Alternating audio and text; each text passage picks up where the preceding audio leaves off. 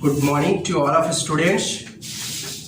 Now they will be start NCERT Mathematics exercise 1.3. But before this, some points related to exercise 1.3. Okay. First of all, factorization. आपको exercise start करने के पहले मैं कुछ points बताता हूं जो कि आपको एक्सरसाइज 1.3 को डील करने में काफी हेल्प करेगा। ठीक है। फैक्टराइजेशन का मतलब होता है गुणनखंड, यानी गुना मीन्स गुना अखंड, यानी गुना का टुकड़ा। ये देखिए गुना का टुकड़ा फैक्टराइजेशन, ये देखिए फैक्टराइजेशन हुआ। फैक्टराइजेशन कहता है गुना का टुकड़ा, ये गुना का टुकड़ा फैक्टराइजेशन, बट ये फैक्टराइजेशन नहीं है। क्लियर है। अब देखिए मैं एक बहुत इंपॉर्टेंट पॉइंट, ये बहुत आपको काम करेगा, ये आपको प्रूव करने में बहुत हेल्प करेगा एक्सरसाइज 1.3 में। देखिए क्या कर रही है, ये फैक्टराइजेशन किया मैं, तो बताओ 30 कोई भी फैक्टर इज कंप्लीट, कोई भी फैक्टर जो है कंप्लीटली डिविजिबल होता है गिवन नंबर से। तो बताओ 30 जो है यहाँ पर 2 से कंप्लीटली डिविजिबल हुआ कि नहीं? एकदम 100% होगा। कितना टाइम्स यहाँ पर लिख दिया, देखिए 15 टाइम्स। तो अगर ऐसा हुआ कोई नंबर उसके फैक्टर से कंप्लीटली डिविजिबल है तो उसका स्क्वायर कर दो, उसका क्यूब कर दो, उसका पावर 4 कर दो, also divisible by its factor. Mind में अपसेट कर लो। अगर कोई भी फैक्टराइजेशन वाला कंप्लीटली डिविजिबल बाई फैक्टर, जैसे 30 जो है कंप्लीटली डिविजिबल बाई 2 है, तो 30 स्क्वायर कितना हो जाएगा 900, ऑल्सो कंप्लीटली डिविजिबल बाई 2। देखिए 450 टाइम्स। क्लियर। उसी तरह 30 डिविजिबल बाई 5 हो जाएगा, चेक कर लो 6 टाइम्स। तो 30 स्क्वायर भी 5 से डिविजिबल होगी। 30 स्क्वायर यानी 900। देखिए 180 टाइम्स हो जाएगा डिविजिबल। ठीक है। अगर कोई भी नंबर उसके फैक्टर से डिविजिबल है, फैक्टर माने मल्टीप्लाई वाला, फैक्टर से डिविजिबल है तो उसका स्क्वायर करिए, पावर 3 करिए, पावर 4 भी डिविजिबल होगा। एक और एग्जांपल मैं यहाँ पर समझाया हूँ 50 का, 2 × 5 × 5, 50 इज कंप्लीटली डिविजिबल बाय 5, कितना टाइम्स 10 टाइम्स। तो 50 स्क्वायर यानी 2500 इज ऑल्सो डिविजिबल बाय 5। देखो 500 टाइम्स कट गया। क्लियर। कंसेप्ट क्लियर है ना। ये कंसेप्ट आपको बहुत ही मदद करेगा एक्सरसाइज 1.3 में। ठीक है।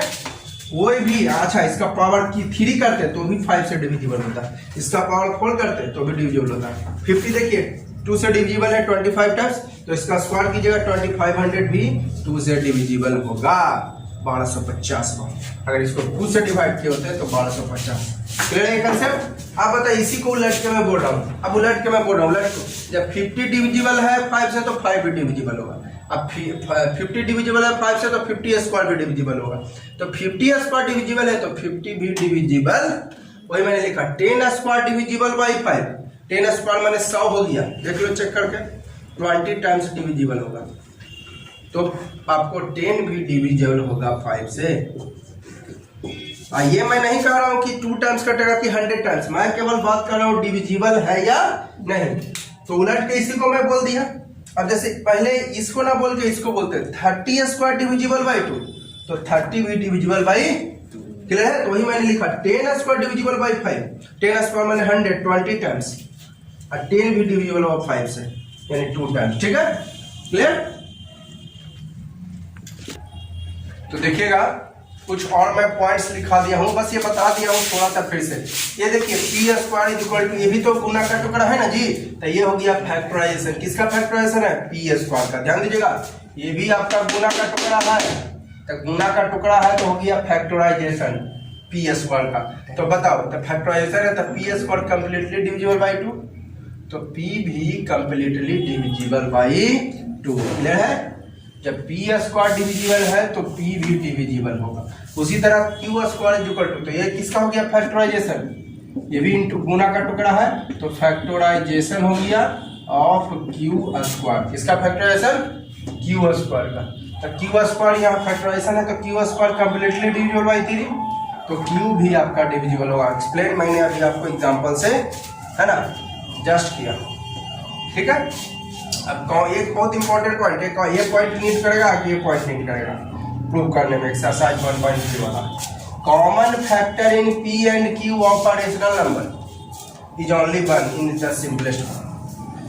पी और क्यू अगर सिंपलेस्ट फॉर्म में है, कोई भी रेशनल नंबर आपका सिंपलेस्ट फॉर्म में है तो कॉमन फैक्टर केवल 1 होगा। जैसे कि देखो 5/4 मैंने लिखा सिंपलेस्ट फॉर्म मतलब काट कूट के जितना छोटा हो सके। अब जैसे मैं बात करूं 10/12 तो ये सिंपलेस्ट फॉर्म है, कभी और कटेगा। हाँ, अब ये सिंपलेस्ट फॉर्म है, ये वाला ये हो गया आपका सिंपलेस्ट फॉर्म। लेकिन ये सिंपलेस्ट फॉर्म नहीं था 10/12, क्यों? क्योंकि और भी कटता है। सिंपलेस्ट फॉर्म का मतलब होता है काट कूट के जितना छोटा हो सके। तो कॉमन फैक्टर P माने numerator, Q means denominator. P numerator, Q means common factor P और Q में, रेशनल नंबर के P और Q में केवल 1 होता है। कौन फॉर्म में? Simplest form. जैसे देखिए यहाँ पर मैंने नहीं बताया, देखिए दोनों में क्या मिल रहा है कॉमन फैक्टर। 1 5 है इसका 1 2 4 था, दोनों में मिल रहा है। कॉमन मतलब दोनों में शामिल, तो दोनों में क्या कॉमन फैक्टर है? 1। तो वही लिखे हैं common factor only 1 in P and in 5 and 4 of a rational number. Clear? अब एक्सरसाइज शुरू करते हैं। अब देखिए आपका फर्स्ट क्वेश्चन है एक्सरसाइज 1.3 का। Prove that √5 is irrational. एक समझ जाएगा, इस तरह से सारा का सारा आपसे बन जाएगा। तो देखिए एक चीज आप दिमाग में रख लीजिएगा, सम टाइम ध्यान रखिएगा, मैं जो बोल रहा हूं फुल्ली कंसंट्रेट रखिएगा mind. Sometimes we consider wrong and prove that wrong is wrong, then given is correct। कभी कभी देखिए हम लोग गलत मान लेते हैं और गलत को गलत, ध्यान रहे, जैसे गलत को गलत साबित कर देते हैं तो that is given करेक्ट है।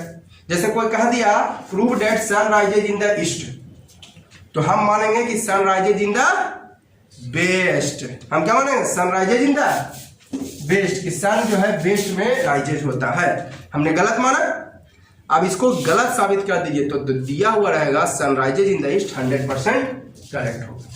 तो वही काम हम यहाँ पर करने वाले हैं, √5 इरेशनल प्रूफ करना है। तो मैं मान लेता हूं कि इफ पॉसिबल, यदि संभव हो तो, है ना, let √5 is a rational number. क्योंकि और कोई दूसरा रास्ता मेरे पास नहीं है, साबित करना है √5 इरेशनल नंबर। तो जब भी इस तरह का सवाल रहे तो आप पहले मान लोगे कि रेशनल नंबर है। जब भी इस तरह का सवाल रहे तो पहले आप क्या मान लोगे? रेशनल नंबर है। कौन नंबर? Rational number. ठीक है, तो जब रेशनल नंबर है तो P/Q के फॉर्म में तो लिखा जा ही सकता है। रेशनल नंबर पढ़े ना जी, रेशनल नंबर का डिफिनेशन क्या था? Which is in the form of P/, है ना, P and Q integer and Q not equal 0।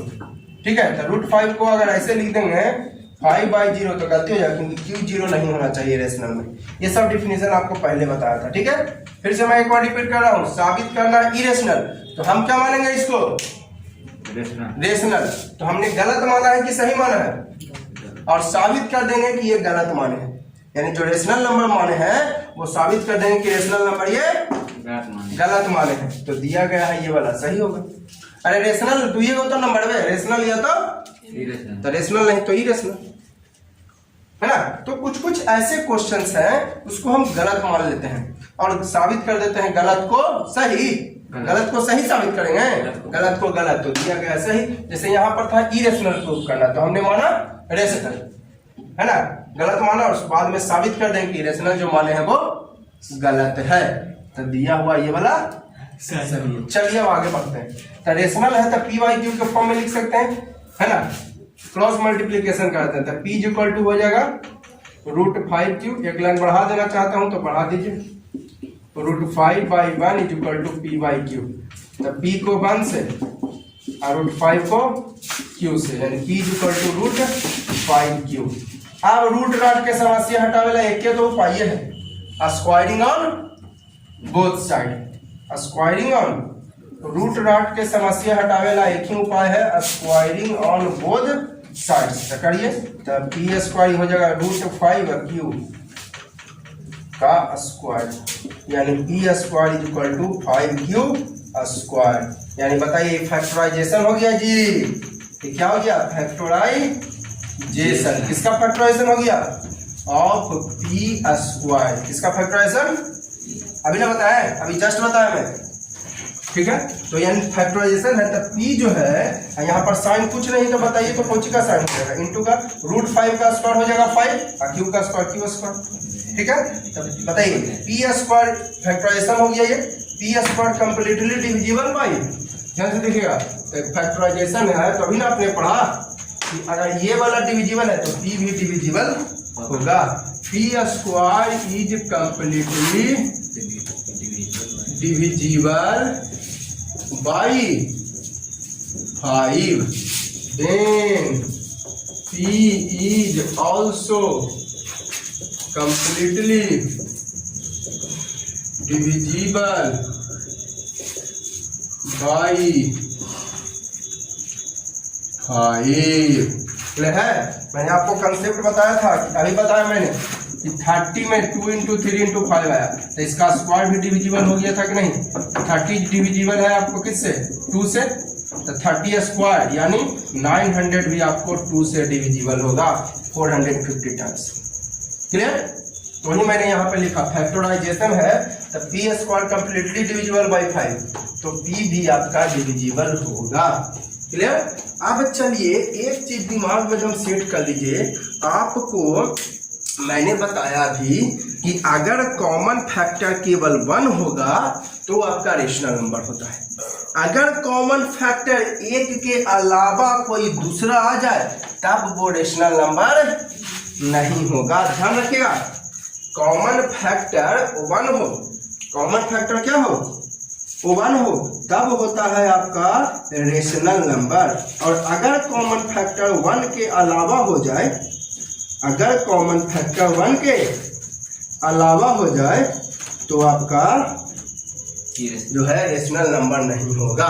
ठीक है, मैंने आपको पहले ही अभी कॉन्सेप्ट बता दिया था। ठीक है, तो वही काम हम कर रहे हैं। तो P डिविजिबल हो गया 5 से, अगर Q भी 5 से डिविजिबल, हमको इसको गलत साबित करना है भाई, रेशनल जो माने उसको गलत साबित करना है। तो P डिविजिबल हो गया 5 से, अगर Q भी 5 से डिविजिबल हो जाए, अगर Q भी 5 से डिविजिबल हो जाए, P 5 से डिविजिबल और Q भी, यानी देखिए एक्स्ट्रा फैक्टर आ गया P और Q में 5, जबकि होना चाहिए खाली का, यानी गलत हो जाएगा, रेशनल नहीं होगा। तो यही तो हम साबित करना है।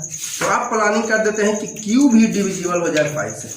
एक लास्ट बार फिर से दोहराता हूँ, आपको ये जो प्रूव माने हैं गलत, आपको इरेशनल प्रूव करना है लेकिन माने हैं रेशनल, तो इसको गलत साबित करना है ना। तो गलत कब होगा? आपने पढ़ा है कि रेशनल नंबर में कॉमन फैक्टर केवल 1 होता है, अगर 1 के अलावा कोई आ जाए तो वो रेशनल नंबर, तो रेशनल नंबर नहीं होगा। तो यही तो हमको साबित करना है, माने हैं लेकिन गलत साबित करना है। तो चलिए पहले मैं आपको आगे ले चलता हूँ। तो इक्वेशन फर्स्ट से, इसको मैंने नाम दे दिया, इसको हम इक्वेशन फर्स्ट कह देते हैं।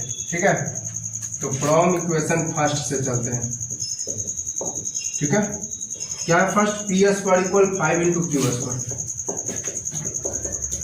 ठीक है, P square equal 5 × Q square. अब हम क्या करते हैं ना, Q का प्लानिंग नहीं हमारे पास, तो लेट, देखिए ये P वाला, P तो डिविजिबल दिखा दिया है ना, P आपने, अब आपको Q को डिविजिबल ना करना है तो P को हटाना पड़ जाएगा। अब आपको किसको डिविजिबल कर देना है? Q को। तो P के ऐसा करते हैं ना, 5 है ना, तो 5 के कंपेयर में ही मान लीजिए 5 R मान लेते हैं। Let P equal to 5 R मान लिया। आप कुछ और मान सकते हैं, कोई रेस्ट्रिक्शन नहीं, 5M 5C 5L 5 जो जे कुछ भी आप मान सकते हैं, कोई रेस्ट्रिक्शन नहीं। आप कहिएगा ऐसा क्यों माने, तो मैं आपको बता रहा हूँ। P के जगह 5R तो रख दिए, P के जगह 5R स्क्वायर है जी। P के जब मैंने क्या मान लिया, देखिए √5 है तो 5 ही मानिएगा, इना कि P के जगह मान लीजिएगा 3R, इना कि P के जगह मान लीजिएगा 2R, नहीं 5 है तो 5 में ही मानिएगा।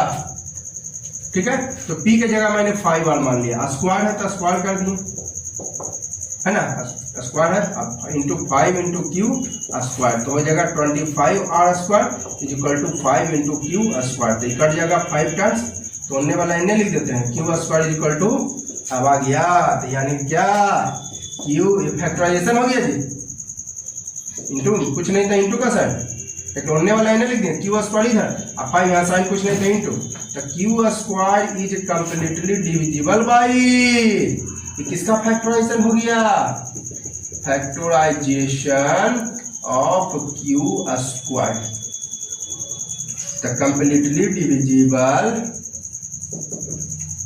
बाई, है ना, Q square is completely divisible by 5, Q square यहाँ पे completely divisible by, then Q is also completely divisible by 5, तो यहाँ पर क्या देखा आपने कि P तो डिविजिबल होवे किया 5 से, P and Q both are completely divisible by 5, that is extra factor is 5, यानी एक एक्स्ट्रा फैक्टर क्या आ गया, जबकि ऐसा नहीं होना चाहिए, है ना, ऐसा नहीं होना चाहिए, इधर लिख देता हूँ, ठीक है ना, यहाँ पर क्या देखें कि P और Q दोनों, बट लिख देता हूँ, बट फॉर रेशनल नंबर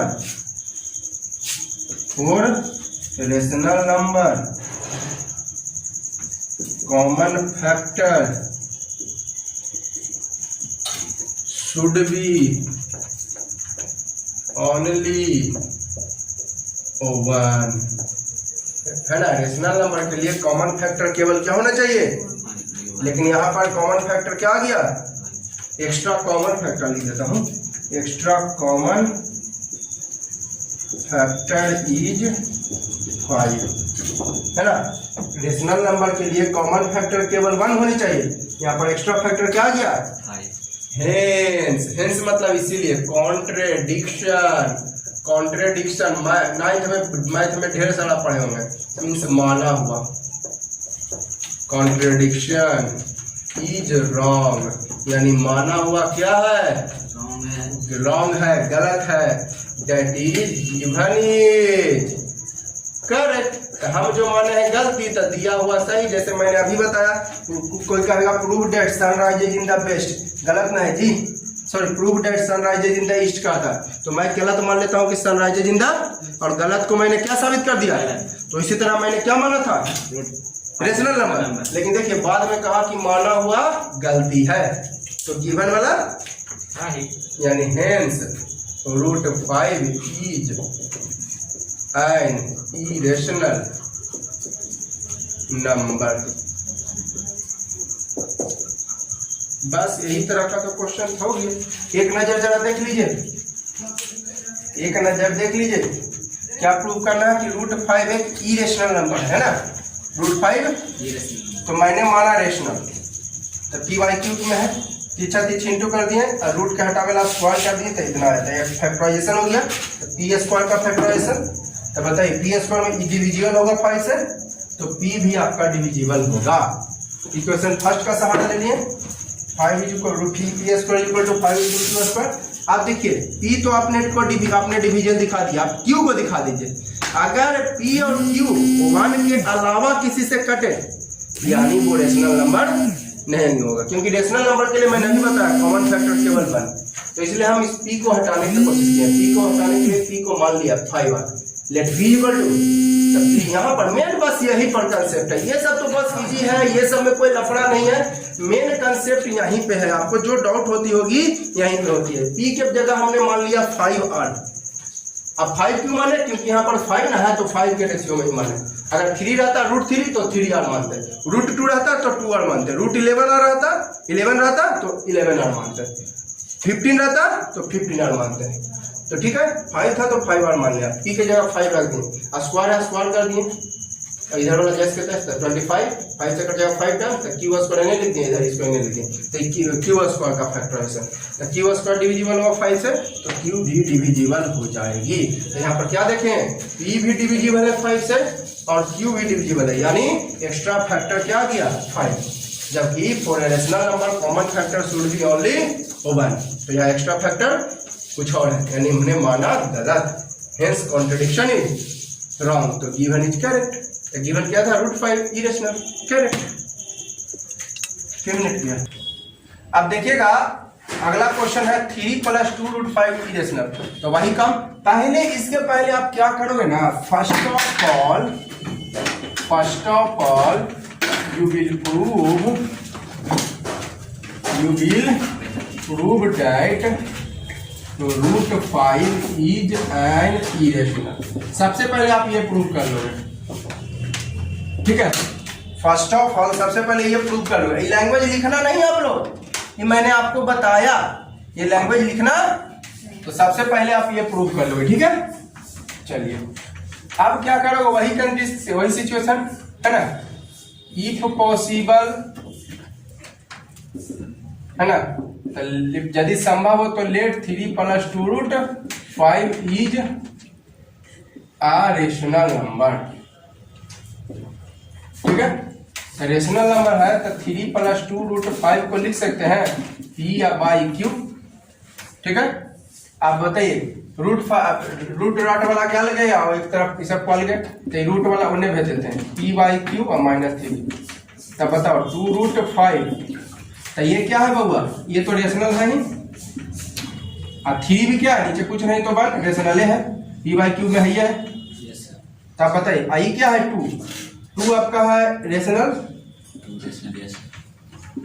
और √5 को अभी आपने प्रूव किया है ना, तो √5 को अभी आपने प्रूव किया, 2 के जगह रेशनल लिखा, इरेशनल किसके लिए 2 के लिए, और √5 अभी आपने प्रूव किया इरेशनल। पहले मैंने बोला, सबसे पहले यही बोल दिया मैं कि √5 को पहले आप प्रूव किए, जैसे मैंने अभी प्रूव किया। आपको लैंग्वेज लिखना पड़ेगा, जैसे मैंने किया ना अभी √5 को प्रूव, उस तरह से आपको लिखना पड़ेगा, जैसे मैंने किया प्रूव उस तरह से आपको लिखना पड़ेगा। ऐसा एग्जाम में खाली ऐसे कर दोगे तो नहीं होगा, मैं आपको पहले ही बता दिया √5 इज एन इरेशनल नंबर, पहले आप प्रूव कर दो, ठीक है। तो 2 हो गया आपका रेशनल और √5 हो गया इरेशनल, तो रेशनल इंटू इरेशनल, और रेशनल माइनस रेशनल रेशनल ही ना होगा।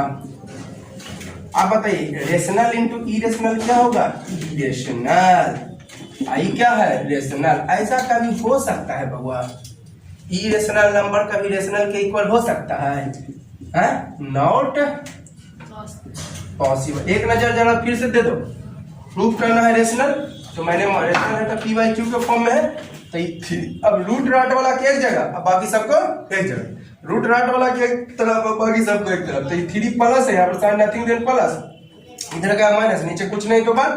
तो आप बताओ हमको, यहाँ पर साइन कुछ नहीं तो इंटू, आप बताओ हमको ये रेशनल है ना, P/Q तो माने में क्या है रेशनल, आई रेशनल, तो रेशनल माइनस रेशनल क्या होता है रेशनल, I2 क्या है आपका रेशनल, अब 5 √5 क्या इरेशनल, तो रेशनल इंटू इरेशनल क्या होता है इरेशनल।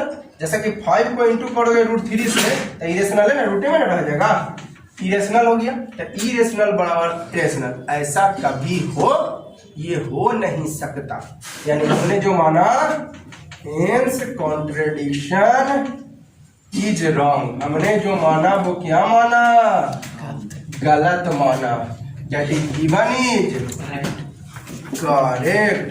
तो हम जो माने गलती, तो गिवन करेक्ट, तो गिवन क्या था 3 plus hence 3 + 2 √5 is irrational number, हो गई प्रूफ, क्लियर। उसी तरह से अगला सवाल देखिएगा, 3rd नंबर एकदम सेम टू सेम है, prove that the following are irrational, साबित करिए कि दिया गया इरेशनल है। तो पहले आप √2 को प्रूव कर दोगे, इसमें फर्स्ट नंबर अगर बना रहे हो तो पहले आप क्या प्रूव कर दोगे कि √2 इज एन इरेशनल नंबर। आप बताइए ऊपर में है रेशनल, देखिए प्रूव करने के बाद ये सब लिखना है ना, आइए वाला है इरेशनल, तो rational by irrational is equal to होता है रेशनल हो गया प्रूफ। ध्यान रहे, मैं बार बार बोल रहा हूँ, सबसे पहले प्रूफ करोगे किसको कि √2 is an irrational number. Process वही है तो मैं जैसा कि मैंने फर्स्ट नंबर बताया आपको एकदम सेम टू सेम। क्या मान लोगे कि √2 के पहले रेशनल है तो p/q रेशनल है तो क्या प्रोसेस क्या है इसको प्रूव करने का, पहले मान लो कि रेशनल है तो p/q तो p बराबर √2q हो जाएगा। स्क्वायरिंग बोथ साइड तो p² = 2q²। तो p जो है p² डिविजिबल बाई यहाँ पे 2 हो जाएगा तो p भी डिविजिबल बाई 2। p² है ना, फैक्टराइजेशन हो गया ना जी। तो इसी तरह अब क्या करोगे, यहाँ पर लेट कर लोगे, इसको फर्स्ट मान लियो लेट p बराबर आप क्या मानेंगे 2√2 ना है तो 2r। तो इक्वेशन फर्स्ट से चलिए, अब p को p से कंपेयर करना है कि q से। आपको आप रेशनल नंबर में पढ़े हैं कॉमन फैक्टर केवल 1 होना चाहिए, लेकिन 1 के अलावा कॉमन फैक्टर आ जाए तब वो रेशनल नहीं होगा। तो रेशनल नहीं तो इरेशनल, तो वही तो हमको दिखाना है, इसको गलत साबित न करना है हमको। तो एक के अलावा कॉमन फैक्टर अगर आ जाए तब ये गलत हो जाएगा, इरेशनल नहीं होगा। तो p के जगह रख दिए 2r² बराबर 2q², यानी 4r² बराबर 2q²। 2 से कट जाएगा तो q² बराबर 2r², यानी q² डिविजिबल बाई 2 तो q भी डिविजिबल बाई। अब तेरा के p भी डिविजिबल और दोनों का दोनों डिविजिबल, यानी एक्स्ट्रा फैक्टर 2 हो गया। ऐसा कभी हो नहीं सकता है रेशनल नंबर में, यानी हमने जो माना गलत। तो गिवन इज करेक्ट, यानी √2 is an irrational number. √2 is an, clear हो गया। उसी तरह से समझ गए ना, पहले मान लेंगे तो p² इस तरह से p डिविजिबल बाई 2 तो q भी डिविजिबल बाई 2 हो गया। तो ऐसा नहीं हो सकता है, जब भी होगा तो कॉमन फैक्टर पर, लेकिन यहाँ पर कॉमन फैक्टर 2 भी आ गया, यानी हमने माना गलत। तो √2 रेशनल नहीं होगा तो क्या होगा इरेशनल होगा। क्या होगा इरेशनल, ठीक है। अब देखिए उसी तरह ये √5 को पहले प्रूव कर लियो, उसी तरह इसमें √2 को पहले प्रूव कर लियो, ठीक है। तो इस वीडियो के लिए हम इतना ही रहता है। ये था एक्सरसाइज 1.3। आप लोग एकदम हार्डली भाई आप लोग जो है इसको देखोगे, हार्डली जो है बनाओगे सारा क्वेश्चन, और सारा क्वेश्चन जो है बनाओगे और भी दूसरे बुक से आप लोग बनाओ, सब इसी पर आता है। सारा का सारा क्वेश्चन आपको एनसीईआरटी पे रहता है। और वीडियो खत्म करने के पहले एक बात मैं बोलूंगा कि वीडियो अच्छी लग रही हो तो प्लीज इसे लाइक जरूर कीजिए, सब्सक्राइब कीजिए और दोस्तों को जरूर शेयर कीजिए।